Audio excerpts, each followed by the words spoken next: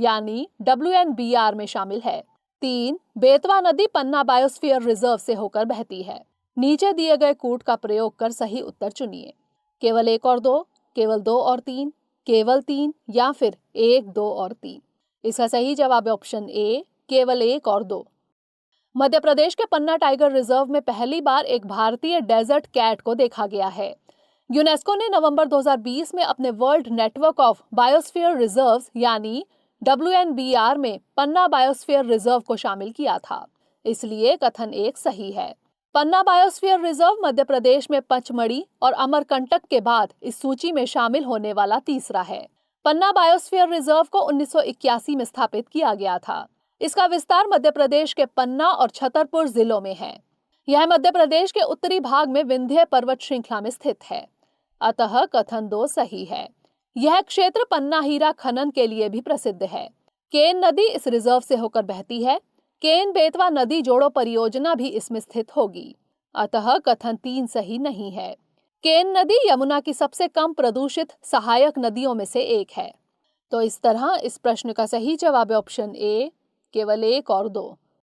अगला प्रश्न है, हाथ से मैला ढोने यानी मैनुअल स्कैवेंजिंग के संदर्भ में निम्नलिखित कथनों पर विचार कीजिए। 1. यह भारत में मौलिक अधिकारों के विपरीत है। 2. भारत में मैला ढोने वालों के रूप में लोगों के रोजगार पर प्रतिबंध लगा दिया गया है। उपरोक्त में से कौन सा यहाँ से कथन सही है या फिर है? केवल 1, केवल 2, दोनों 1 और 2 या फिर ना तो 1 और ना ही 2। इसका सही जवाब है ऑप्शन सी, दोनों 1 और 2, यानी दोनों कथन सही हैं। कर्नाटक की बोम्मई सरकार ने राज्य में हाथ से मैला ढोने वालों का सर्वेक्षण करने का निर्णय लिया है। मैनुअल स्कैवेंजिंग को सार्वजनिक सड़कों और सूखे शौचालयों से मानव मल को हटाने, सेप्टिक टैंक, गटर और सीवर की सफाई के रूप में परिभाषित किया गया है। यह प्रथा जाति, वर्ग और आय के विभाजन से प्रेरित है। हाथ से मैला ढोना संविधान के अनुच्छेद 21 का उल्लंघन है, जो व्यक्तिगत गरिमा के साथ जीवन के अधिकार की गारंटी देता है, अतः कथन 1 सही है। भारत में मौलिक अधिकार भारतीय संविधान के भाग 3 अनुच्छेद 12 से 35 के तहत गारंटीकृत अधिकार है। 1993 में भारत ने हाथ से मैला ढोने वालों के रूप में लोगों के रोजगार पर प्रतिबंध लगा दिया। यह प्रतिबंध the employment of manual scavengers and construction of dry latrines prohibition act 1993 के तहत लगाए गए, अतः कथन 2 सही है। तो इस तरह इस प्रश्न का सही जवाब है ऑप्शन सी, दोनों 1 और 2। अगला प्रश्न है, पर्सनल डाटा प्रोटेक्शन यानी PDP बिल 2019 किस समिति की अनुशंसा पर लाया गया है? कीर्ति पारिक समिति, BP जीवन रेड्डी समिति, BN श्री कृष्णा समिति या फिर विवेक देव राय समिति? इसका सही जवाब है option C, BN Shri Krishna समिति। हाल ही में केंद्र सरकार ने दिल्ली हाई कोर्ट को यह सूचित किया कि भूलने के अधिकार की अंतर्राष्ट्रीय विधि अवधारणा भारत में भी है तथा यह निजता के अधिकार के अंतर्गत आती है। पर्सनल डाटा प्रोटेक्शन यानी PDP बिल 2019 व्यक्तियों को उनके व्यक्तिगत डाटा के संदर्भ में निजता की सुरक्षा सुनिश्चित करने तथा व्यक्तिगत डाटा के संरक्षण के लिए भारत में एक डाटा प्रोटेक्शन प्राधिकरण का प्रावधान करता है। इसे BN श्री कृष्णा समिति 2018 की सिफारिशों के बाद लाया गया था। तो इस तरह इस प्रश्न का सही जवाब है option C, BN Shri Krishna समिति। अगला प्रश्न है, एप्लीकेशन प्रोग्रामिंग इंटरफेस यानी API के संदर्भ में निम्नलिखित में से कौन सा यहाँ से कथन सही है या फिर है? 1. ओपन सोर्स API सार्वजनिक रूप से उपभोक्ताओं तथा सॉफ्टवेयर डेवलपरों के लिए उपलब्ध है। 2. सभी वेब सेवाएं API हैं। 3. API प्रोटोकॉल किसी भी प्रोटोकॉल या डिजाइन शैली का प्रयोग कर सकते हैं। निम्नलिखित कूट का प्रयोग कर सही उत्तर चुनें। केवल 1 और 2, केवल 2 और 3, केवल 3 या फिर 1, 2 और 3? इसका सही जवाब है ऑप्शन डी, 1, 2 और 3। हाल ही में भारतीय प्रतिभूति एवं विनिमय बोर्ड यानी सेबी ने एल्गोरिथमिक या एल्गो ट्रेडिंग स्वचालित निष्पादन और तर्क से उत्पन्न व्यापार को विनियमित करने के लिए एक सर्कुलर पेपर जारी किया है। एप्लीकेशन प्रोग्रामिंग इंटरफेस यानी API एक इंटरफेस है जिसे सॉफ्टवेयर प्रोग्राम में प्रयोग किया जाता है जो वर्तमान एप्लीकेशन से प्रतिक्रिया करता है। एप्लीकेशन प्रोग्रामिंग इंटरफेस यानी API एक ओपन सोर्स इंटरफेस है जो सार्वजनिक रूप से उपभोक्ताओं तथा सॉफ्टवेयर डेवलपरों के लिए भी उपलब्ध है। ओपन सोर्स एपीआई इंटरनेट पर मुक्त रूप से उपलब्ध है, जिसे नेटवर्क सुलभ सेवा के मालिक उपभोक्ताओं को सार्वजनिक पहुंच देने में प्रयोग करते हैं। इसलिए कथन 1 सही है। एपीआई और वेब सेवाएं परस्पर अनन्य नहीं हैं, बल्कि एक दूसरे का ही भाग हैं। प्रत्येक वेब सेवा एक एपीआई होती है क्योंकि यह किसी एप्लीकेशन के डाटा को उजागर करती है, लेकिन प्रत्येक एपीआई वेब सेवा नहीं होती। अतः कथन 2 सही है। एपीआई प्रोटोकॉल किसी भी प्रोटोकॉल या डिजाइन शैली का प्रयोग कर सकते हैं, जबकि वेब सेवा कुछ विशेष प्रोटोकॉल का ही प्रयोग कर सकती हैं। अतः कथन 3 भी सत्य है। इसलिए उपरोक्त तीनों कथन सत्य हैं। तो इस तरह इस प्रश्न का सही जवाब है ऑप्शन डी 1, 2 और 3। अगला प्रश्न है, कंट्रोल्ड एरियल डिलीवरी सिस्टम से संबंधित निम्नलिखित कथनों पर विचार करें। 1. Aerial delivery research and development establishment यानी ADRDE आगरा में स्थित है। 2. Controlled aerial delivery system flight प्रदर्शन ADRDE द्वारा किया गया, जो अटल इनोवेशन मिशन के तहत मनाए जाने वाले विभिन्न कार्यक्रमों का हिस्सा है। उपरोक्त में से कौन सा यहाँ से कथन सत्य है या फिर है? केवल 1, केवल 2, 1 और 2 दोनों, या फिर ना तो 1 और ना ही 2। इसका सही जवाब है ऑप्शन ए, केवल 1। हाल ही में aerial delivery research and development संस्था यानी ADRDE द्वारा कंट्रोल्ड एरियल डिलीवरी सिस्टम की 500 किलोग्राम की एक टेस्ट फ्लाइट CADS 500 किलोग्राम का सफल परीक्षण किया गया। रक्षा मंत्रालय ने इस परीक्षण की घोषणा की। Aerial delivery research and development संस्था यानी ADRDE DRDO आगरा उत्तर प्रदेश में स्थित है। इसलिए कथन 1 सही है। Controlled aerial delivery system flight प्रदर्शन ADRDE द्वारा किया गया। यह आजादी के 75 वर्ष पूरे होने पर अमृत महोत्सव के तहत मनाए जाने वाले विभिन्न कार्यक्रमों का हिस्सा है। अतः कथन 2 असत्य है। तो इस तरह इस प्रश्न का सही जवाब है ऑप्शन ए, केवल 1। अगला प्रश्न है, गोवा मुक्ति दिवस के संबंध में निम्नलिखित कथनों पर विचार करें। 1. गोवा मुक्ति दिवस 2021 की थीम गोवा @61 है। 2. डॉक्टर राम मनोहर लोहिया ने गांव में क्रांति लाने में अहम भूमिका निभाई थी। उपरोक्त कथनों में से कौन सा यहाँ से सही है या फिर है? केवल 1, केवल 2, दोनों 1 और 2, या फिर ना तो 1 और ना ही 2। इसका सही जवाब है ऑप्शन बी, केवल 2। भारत में हर साल 19 दिसंबर को गोवा मुक्ति दिवस मनाया जाता है। इस साल के इस दिवस की थीम है गोवा @60। अतः कथन 1 गलत है। गौरतलब है कि 1961 में गोवा विदेशी शासन से पूरी तरह मुक्त हुआ था। पुर्तगालियों ने गोवा पर लगभग 450 से अधिक सालों तक शासन किया था। 18 जून 1946 को गोवा मुक्ति आंदोलन को डॉक्टर राम मनोहर लोहिया के नेतृत्व में मजबूती मिली। इन्होंने गोवा को आजाद कराने के लिए गोवा के युवाओं को इकट्ठा किया। अतः कथन 2 सही है।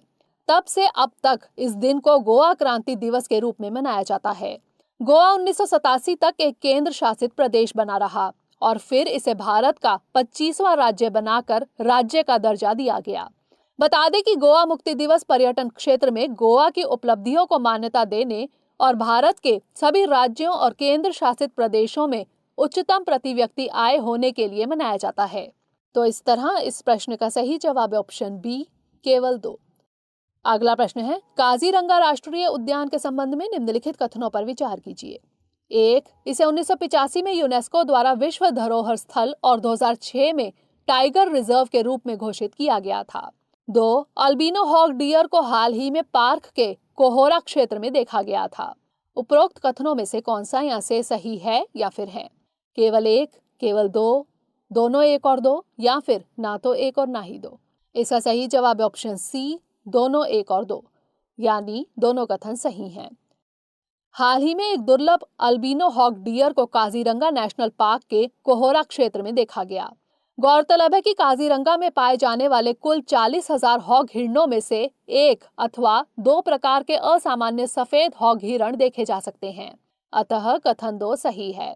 इस हिरण का सफेद रंग एक विशेष प्रकार के आनुवंशिक पदार्थ की वजह से है, जो जीन उत्परिवर्तन की वजह से होता है। अब जान लेते हैं काजीरंगा नेशनल पार्क के बारे में। काजीरंगा राष्ट्रीय उद्यान असम के गोलाघाट और नौगांव जिले में स्थित है। यह असम का सबसे पुराना पार्क है। यह उत्तर में ब्रह्मपुत्र नदी और दक्षिण में कार्बी आंगलोंग पहाड़ियों के साथ 430 वर्ग किलोमीटर के क्षेत्र को कवर करता है। राष्ट्रीय राजमार्ग 37 इस पार्क से होकर गुजरता है। इस पार्क को 1974 में राष्ट्रीय उद्यान घोषित किया गया था। काजीरंगा राष्ट्रीय उद्यान में 2200 से अधिक इंडियन वन हॉर्न राइनोसरस पाए जाते हैं, जो कि एंडेंजर्ड स्पीशीज है। 1985 में इस पार्क को यूनेस्को द्वारा विश्व धरोहर स्थल घोषित किया गया था। पार्क में बाघों की आबादी बढ़ने के साथ ही इसे 2006 में टाइगर रिजर्व घोषित किया गया था। इसलिए कथन 1 सही है। तो इस तरह इस प्रश्न का सही जवाब है ऑप्शन सी, दोनों 1 और 2। अगला प्रश्न है, सहकारी समितियों के संबंध में निम्नलिखित कथनों पर विचार कीजिए। 1. आपसी सहायता और स्वयं सहायता सिद्धांतों पर आधारित सहकारी समिति बनाने के लिए कम से कम 15 वयस्क सदस्यों की जरूरत होती है। 2. भारत सरकार अधिनियम 1935 के तहत सहकारिता को प्रांतीय विषयों के रूप में माना जाता था। उपरोक्त कथनों में से कौन सा यहाँ से सही नहीं है या फिर है? केवल 1, केवल 2, दोनों 1 और 2, या फिर ना तो 1 और ना ही 2। इसका सही जवाब है ऑप्शन ए, केवल 1। हाल ही में केंद्रीय गृह मंत्री अमित शाह ने एक कार्यक्रम में राष्ट्रीय स्तर का एक सहकारी विश्वविद्यालय स्थापित करने की बात कही है। इस कार्यक्रम में उनके द्वारा सहकार संदर्भ नामक पुस्तक का विमोचन भी किया गया। अब जान लेते हैं सहकारी समितियों के बारे में। सहकारी समिति अधिनियम 1912 के अनुसार आपसी सहायता और स्वयं सहायता सिद्धांतों पर आधारित सहकारी समिति बनाने के लिए कम से कम 10 वयस्क सदस्यों की जरूरत होती है। अतः कथन 1 सही नहीं है। भारत में काम कर रही सहकारी समितियों के संबंध में भाग 9A नगर पालिका के ठीक बाद एक नया भाग 9B जोड़ा गया। संविधान के भाग 3 के अंतर्गत अनुच्छेद 19(1)(c) में यूनियंस एंड एसोसिएशंस के बाद सहकारिता शब्द जोड़ा गया।